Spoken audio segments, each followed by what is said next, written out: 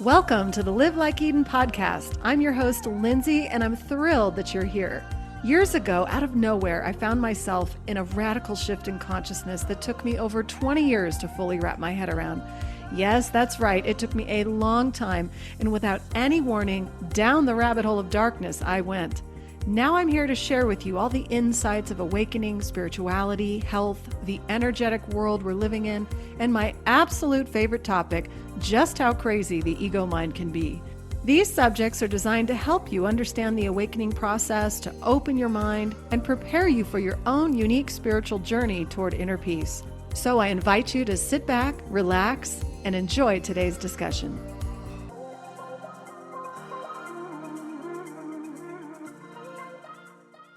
Before we get started with today's show, I want to share with you something I've been working on. I have created a quiz just for you to see where you are on your own unique spiritual path. Everybody loves a quiz, right? You can go to my website at livelikeeden.com, click on the quiz pop-up, and answer 10 quick questions. You'll get an immediate response emailed to you with your results, a personalized podcast playlist including 5 Live Like Eden episodes that will offer you assistance where you currently are. And I've also thrown in a few bonus episodes that you'll receive a few days later. If you're a spiritual junkie, you're in the midst of awakening, or you're simply curious where you might be in your own spiritual process, check it out and feel free to share with your friends who might be interested too. Hello, everyone. Welcome back to the show. Last week, I had a great chat with a dear friend by the name of Jules. If you listened to the show, we were discussing detoxification of the body and her next level detox program. At the very end of the show, we were talking about this new documentary that's out on Netflix called Don't Die. Have you seen it? It's about a man by the name of Brian Johnson. He's like a former tech gazillionaire, sold a payment processing company years ago and invested a bunch of his own money into all this scientific laboratory data and is basically trying to become the first human to never die. It's literally what he's saying. He doesn't want to die, and he wants to learn how to extend everyone's life so that we can live forever or live longer, live healthier. All of this sounds really interesting, right? I mean, it kind of hooks you into thinking, what the hell is he doing, right? If you haven't seen it, I encourage you to watch it, and you can decide for yourself what you think of his sort of extreme radical approach to health. I want to get into this today and use it as a segue into something larger, which is the ego's obsession with death. Let's talk about this. There's other things that are happening in the world that I think everyone should sort of be aware of as we're entering a technological era. Whether you're for technology or not for it, I think it's important to understand the possibilities that are out there and where this sort of world agenda wants to take us. And if any of you have heard of transhumanism and even post-humanism, and maybe some of you are scratching your head going, what are you talking about? It's a thing. You can look it up. I encourage you all to look up on your own and do your own research.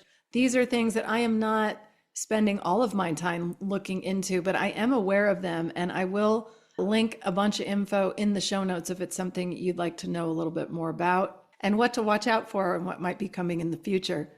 But in this documentary, Don't Die, I want to go over some things and some concepts to me personally that I question, and maybe you do the same thing as well. But what is the obsession with death? Why is it that everyone seems so frightened of death, or that we need to extend our life here eternally? We all know that we're going to die here. That is part of the world. You're born into it, and there's a death. And depending on your faith, your religious views or your spiritual views, will also determine how you feel about death. And death doesn't have to be just the death of the body. We live many deaths as we go through our life here. The death of an idea, the death of a relationship, the death of a career. There's always these cycles, right? These birthing and death cycles. And when you really look at the world, that is what it is. It's a constant birthing of something and then a death. I mean, just look at nature, look at the natural world, look at the plant kingdom. There's the seed. it's watered in the soil, and then it bursts through the ground up into the sunshine, and it's nourished, right? It's growing and growing and growing, becomes a humongous tree. It's dropping seed and replenishing itself elsewhere until eventually that tree will die. This is no different with the animal kingdom. It's everywhere. And we've even manifested it in our own thought, right? We have thoughts that appear and then they die. And then we move on to another thought, right? We're grabbing a hold of something new. We're birthing that. Or whether you're into creating something in your life, you're creating a new business. You're creating a new living environment. You're creating a family, whatever it is, there's always this newness and then an oldness and a fading away of everything. And this is the ego's system, this constant birth and death cycle that I've talked about over and over again. And A Course in Miracles states it very clearly, that the world that we're living in is not what we think it is. In the Course's perspective, the world is the ego's dream. And so when you start looking at things like this, you will notice that you're going to see it in everything around you, like this documentary, Don't Die. The first thing that came to my mind when I saw the title was how crazy that sounds when we know full well the body's going to die. There is a whole movement to use modern technology, AI, all of these new therapies that are coming down the pipeline in the medical world to enhance and increase our longevity and live longer. On the surface, that all sounds fabulous. If somebody who can't walk, they can use some technology to make the person walk again, that's amazing. You can't see and they can do something where you can have your sight back. That would be wonderful for the person who can't see. It might make their life a little bit easier. There's a lot of things that they're going to sell us on that sound awesome. And there is this push with the tech billionaires to extend life forever. This is a thing. And in this documentary, Brian Johnson is claiming on his website, and I'm going to just quote it here so I'm not just making it up, but he says that he has the best comprehensive biomarkers of anyone in the world, quantitatively the healthiest person alive. And I have to laugh because how can you make a statement like that when you haven't tested everyone on the planet? But according to him, he's the healthiest person with all these fabulous biomarkers and, whatever. And I always think to myself, who came up with this? Who decided what all of this means? And who decides what a healthy person is? Some people on the outside may not look physically healthy and they're living longer than any of us, What I noticed that was most interesting about Don't Die was that the obsession that he claims he's not in his mind anymore. Now, I thought this was interesting. And for those of you that have watched it, he made a statement about he's taken himself out of the mind and now just focusing on the body and letting his body speak to him and tell him what it needs, right? And he spends all day long satisfying whatever the body needs. So when he says that he's now listening to his body, what he really means is I'm listening to the AI tell me what my body needs, because he's using all this testing and then putting data into the system that he's using or the software that he's using, and then it's going to spit out what he needs to do at any given time during the day. That's why he's saying, I don't need to think about it anymore. I just look and AI tells me what my body needs. That's a little bit different than saying, I'm going to sit and listen to my own body and get really in touch and hear it and then do what it needs intuitively. There's a big difference. You're letting AI intuit what AI thinks you need. Now, whether that's right or wrong, I don't know. I'm just saying there's a big difference between the two. What's weird to me is that now he's actually using his mind, though, to obsess over every little detail that the body needs. I mean, you can't not think about that. You're thinking about, oh, it's 9 a.m. I need to take my 50 supplement pills, and now I must do this and have this therapy. And he's doing all of these indoor therapies, which I found interesting. He has very little sun on his skin. He's using some sort of UV light indoors. He didn't really address the sun too much in the movie, but I was like, what is this thing where we're only doing all the exercises inside too? It's like everything's indoors. And there's all these man-made technological devices. That's key to look at because that's where the future is headed. They want everything technologically driven. All of his therapies too. He's doing all these therapies like plasma therapy. He's giving his father plasma. His son's involved. They're all doing this. And I don't know about any of you. I can see like using blood transfusions for life-saving treatments. But when you're just taking fluids from one person and putting them into another person, like how do you know what's in all that? Like what could be in there and you're putting it and injecting it into someone else? I don't know. It just seems very strange to me when I'm looking at it from like a natural perspective. It doesn't seem very natural to do that. What do I know? Anyway, at the end of the show, and this is where I want to take you, is he goes and seeks out a gene therapy treatment that they're claiming can potentially in the future target certain genes in people and make sure that they don't turn those genes on. So people that have genetic illness in the family or diseases that run through generations can be eliminated. And that's their theory, that they're going to eliminate genetic illness. And that will in turn, what? Make you live longer or live forever, according to Brian Johnson, who seems to be wanting to never die. I don't know about any of you, but do you want to live for hundreds of years here? After a while, he's a billionaire, right? I'm thinking, well, he's got all these toys and he can do what he wants with his money. For the rest of us, what are we going to just keep surviving and trying to figure out how we're going to make ends meet for 300 years?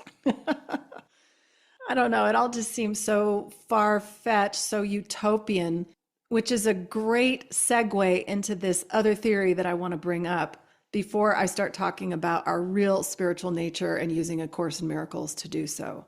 How many of you have heard of transhumanism? How many of you have heard of post-humanism or the post-human era? I did say that, post-human. Transhumanism has been around a while. I believe the whole term transhumanism was birthed by Julian Huxley, who was the brother of Aldous Huxley, who wrote Brave New World. Interesting, right? Any of you read Brave New World? Personally, I've never read it. I never dove into his work. I did enjoy reading Orwell's stuff, but have not read Brave New World. But as most of us know, Brave New World is about a technological future.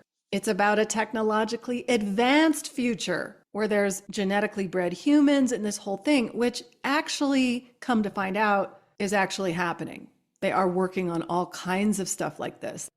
The philosophy of transhumanism, and I think it's more than a philosophy now, I think that it's actually something they want to physically make happen, but it's basically the concept of using technology to enhance the human being. Now, you might say, well, what does that mean? And they will take it as far as this merging the human with technology. And that could be in numerous ways through AI or other technological advances that they're coming up with that most of us probably have never seen nor heard of. So I mentioned that Julian Huxley was sort of the founder or who coined transhumanism. And he's quoted as saying this, and this is on huxley.net. He said, I believe in transhumanism. Once there are enough people who can truly say that, the human species will be on the threshold of a new kind of existence, as different from ours as ours is from that of Peking man. It will at last be consciously fulfilling its real destiny. Now, what in the hell is he saying? He's making it sound like a new existence is coming for human beings, and it's our conscious destiny. Interesting. That sounds like a lot of code language to me. But if you look into transhumanism, this is a thing. It's all over the place. And there's even a foundation, one of the many NGOs, for those of you that are familiar with non-government organizations that are all over the globe. This one is called the IEET, or it's the Institute for Ethics and Emerging Technologies. You guys can get on and research this stuff yourself. And it'll be surrounded with a lot of fluffy, nice language like this. It says the Institute for Ethics and Emerging Technologies is a nonprofit think tank which promotes ideas about how technological progress can increase freedom, happiness, and human flourishing in democratic societies. And I will not read the entire website, but you get what I'm saying? It sounds so nice. Oh, we can use technology to be liberated and free individuals. Well, what's also interesting about the IEET is they're sponsoring the first post-human studies conference. I'm going to say that again.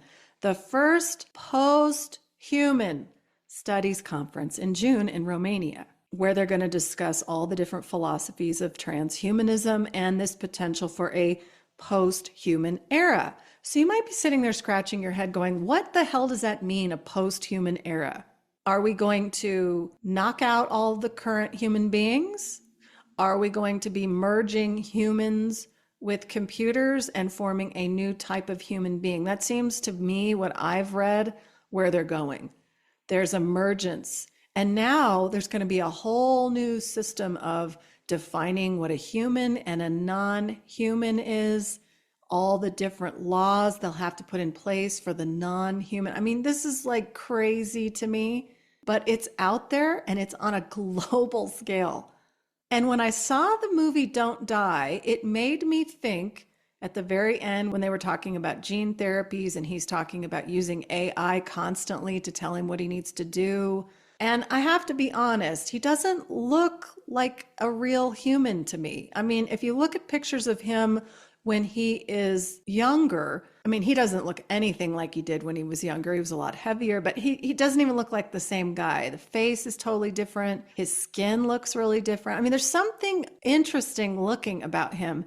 It made me think that this is kind of where they want to bring us into this softening of, don't you want to live forever? And you can take all of these things and all of these genetic treatments and you'll just keep living and living and living and living.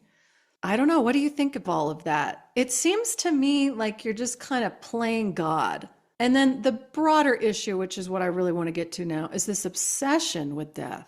Why in the world is there this promotion to never die, to live eternally in the world as a human being? The only thing I can think of is that this group, because there's a lot of people in this movement that must either, one, fear death, two, don't believe in anything else, maybe they're atheists, and believe that this material world is all that there is. I don't understand what else we would want to live here forever. I really don't. It's like, well, what else could it be? What is this obsession and real determination? We're talking billions and billions of dollars backing this whole thing, probably more than that, to make the human transform into something like a machine. And you look at Brave New World is sitting there telling you about the technological human era coming. And we are beginning to see this. There's conferences on transhumanism. It's been around a long time.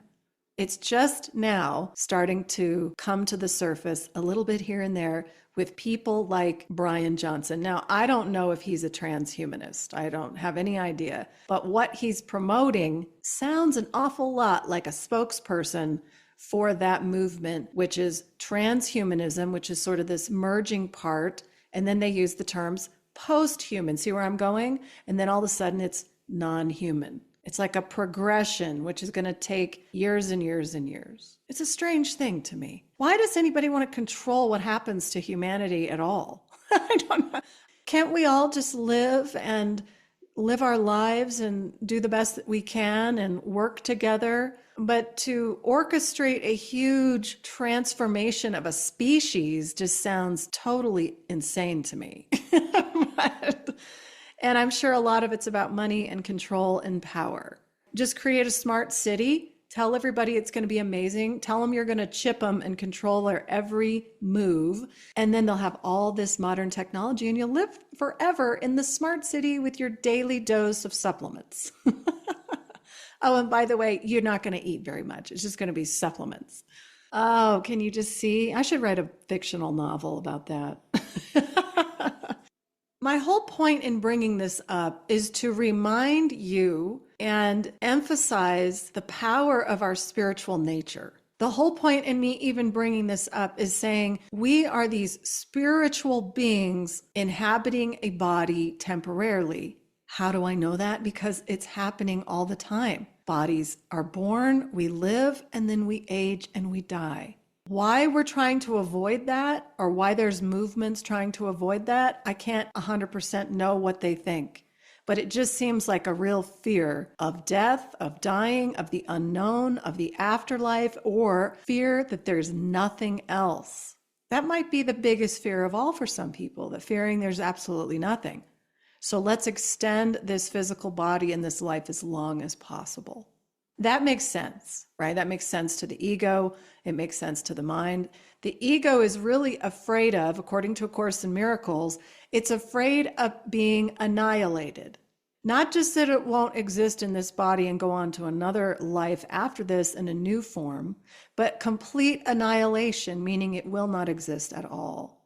So from my vantage point, I am seeing an ego mind being projected out onto the world stage to try to live in the playground of the body, of the material plane of matter for eternity. If you're a student of A Course in Miracles, or you read the text, or you're interested in what it says, or you want to learn more about it, the ego's desire to live forever is basically defying God's kingdom. Because A Course in Miracles is basically stating that the only thing that's real is God.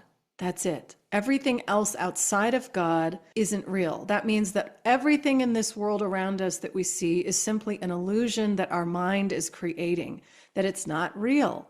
That's a tough concept to understand. It's a tough concept to get into our heads. But for those of you that really resonate with that, and I'm not suggesting you need to, everybody's on their own path in life. We all wake up from this reality on our own time.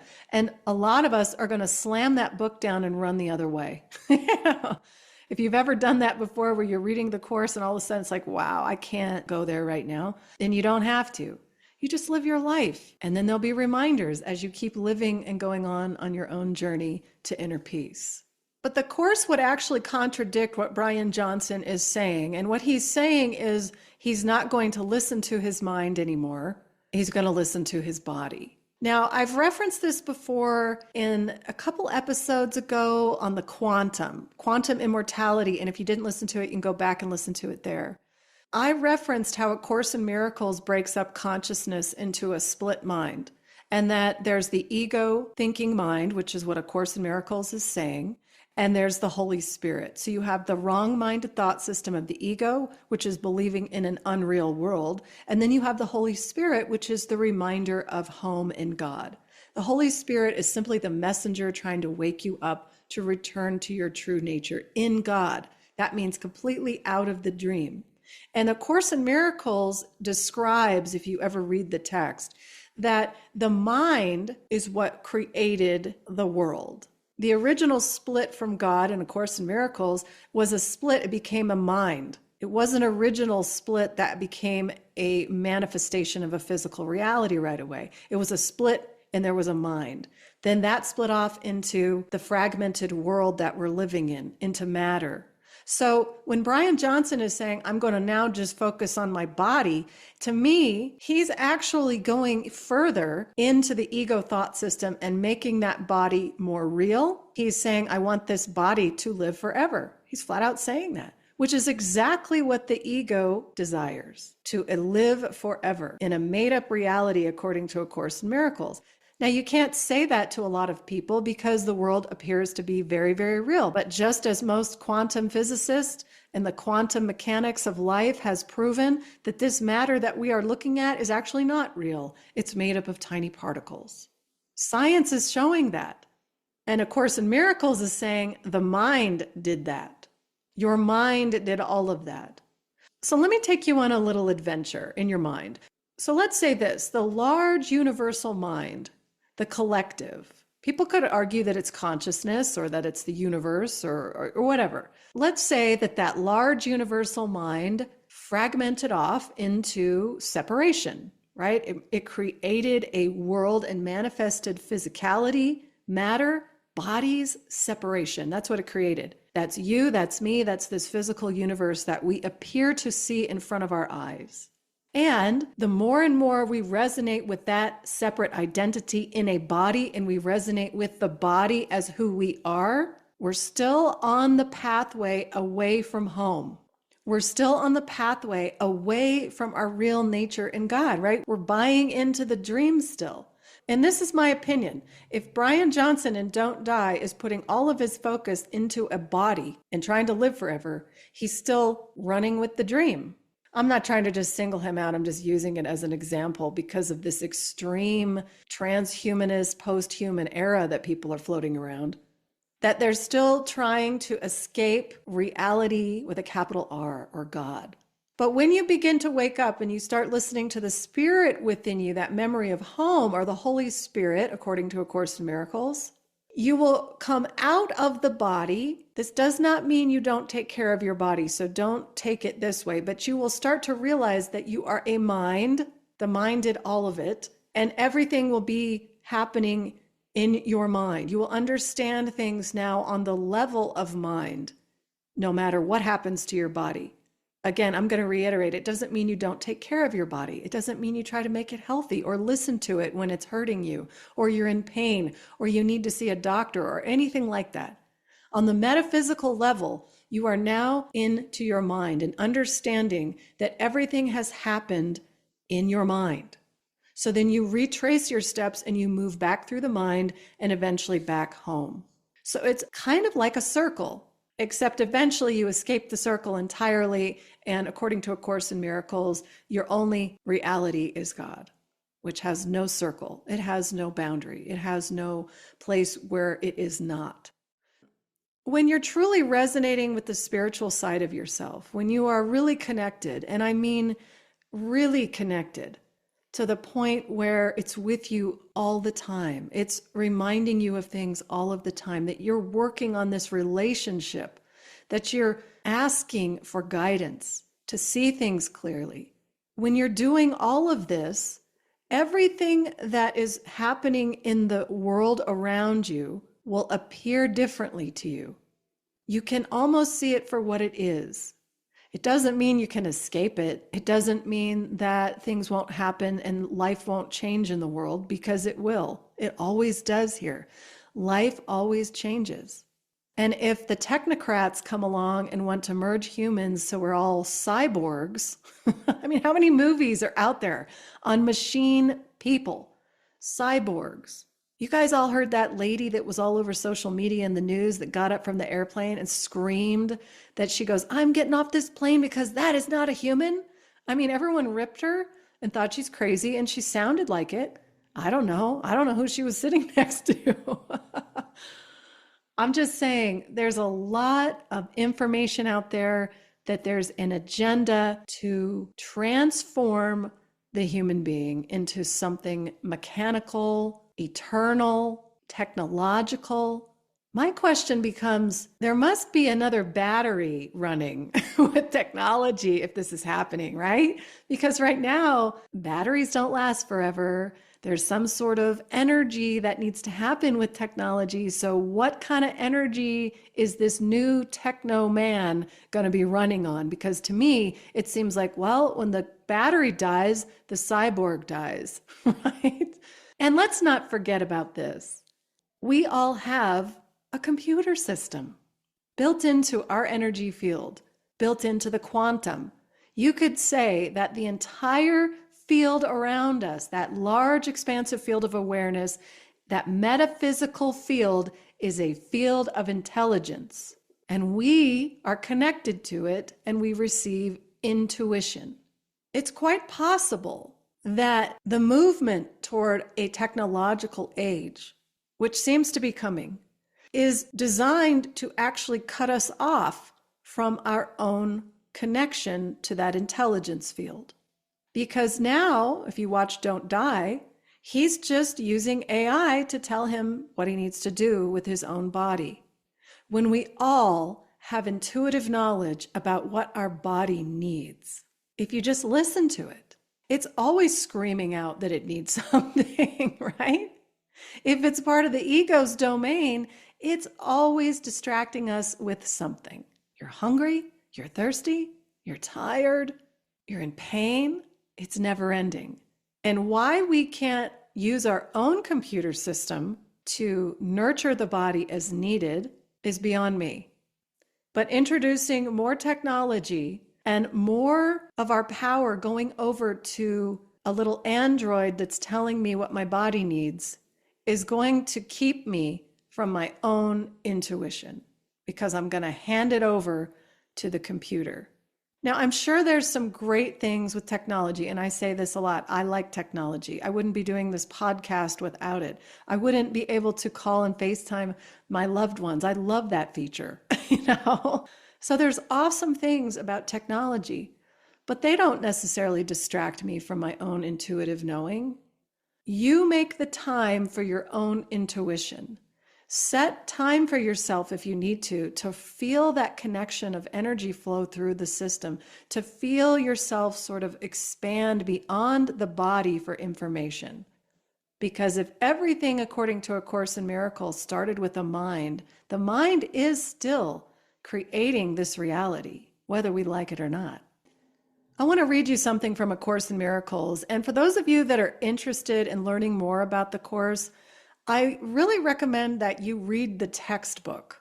You can do the workbook too, but the workbook doesn't get into the real depth that the text does about really getting into the separation, why it occurred, why we think it occurred, and it didn't really occur. Like, it gets really deep. And to fully understand it and immerse yourself in it, I recommend trying to read it. It's probably not something you're going to sit down and read all at once because it's very lengthy, but there's a really great passage right here that I want to read to you that reminds me of what we're seeing today in this new era of technology and modern man. I have the second edition of A Course in Miracles, and it's on page 227 in section 6 called The Vision of Christ. And here's what it says.